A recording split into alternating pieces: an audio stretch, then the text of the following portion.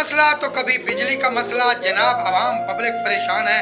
آج ہم آپ کو ہمارے ایک بزرگ ہیں مخدوم زوار حسین شاہ صاحب, اس سے آپ کی بات کرواتے ہیں. جناب یہ ہمیں بتائیں گے کہ اس وقت پبلک کے اوپر کیا گزر رہی ہے اور یہ اپنی رائے کا اظہار کس طرح کرنا چاہتے ہیں گورنمنٹ سے. تو چلیے انہی کی کہانی انہی کی زبانی سنتے ہیں. السلام علیکم میرے بھائیوں, میرے عزیزوں, میرے دوستوں, اور السلام علیکم ہماری حکومت اور ہمارے سیاستدان. سدا خوش رہو, کیونکہ پاکستان اور عوام کو کیسا سنبھال کے رکھا ہوا ہے کہ عوام کو اپنی پڑی رہے, نہ اس پریشانی سے فارغ ہوں گے اور نہ کسی سے بات کریں گے. اس لیے گھر میں نہ گیس ہے اور نہ ہی بجلی ہے. 3 یا 4 مہینے سے گیس نہیں آ رہی. سیاستدانوں نے کبھی غریبوں سے پوچھا ہے کیا بات ہے, تم لکڑی کیوں لے کے جا رہے ہو, کیا تمہارے گھر گیس ہے یا نہیں ہے؟ آپ کے پاس کبھی پوچھا ہے؟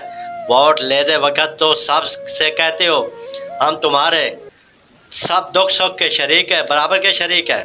یہی شراکت ہے آپ کی. آپ کے گھر میں بجلی بھی ہے اور گیس بھی ہے, نہیں ہے تو غریبوں کے گھر میں نہیں ہے. واہ ہمارے سیاستدان اور واہ ہماری حکومت, زندہ باد. اور جو ہمارے مسلمان بھائی اس محکمہ میں بیٹھے ہوئے ہیں, ان کے کیا کام ہیں؟ بجلی اور گیس کی جب ضرورت ہوتی ہے اس وقت نہیں ہوتی.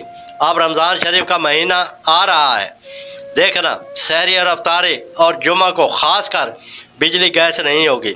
جب گرمی ہوگی تو بجلی نہیں ہوگی, کیونکہ غریبوں کے معصوم بچے تڑپ رہے ہیں, خود تو بجلی میں بیٹھے ہوئے ہو. واہ ہمارے مسلمان, کیسا غریبوں کا خیال رکھا ہوا ہے ہماری حکومت اور ہمارے سیاستدانوں نے.